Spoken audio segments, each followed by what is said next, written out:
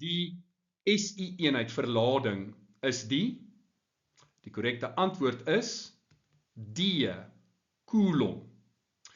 Die symbool vir lading is Q. Kom ons kyk gou na die ander.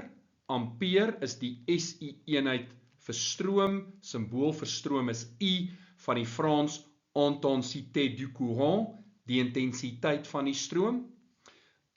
Volt is die SI-eenheid vir potensiaalverskil. Die symbool vir potensiaalverskil is V, en dan ohm is die SI-eenheid vir weerstand.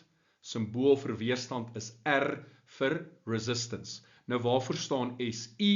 Weereens 'n Franse afkorting, Système International d'Unité, oftewel die internasionale sisteem of stelsel van eenhede, en dit is 'n wêreldwyd aanvaarde meetstelsel wat deur wetenskaplikes en ingenieurs gebruik word om metings konsekwent en universeel te maak.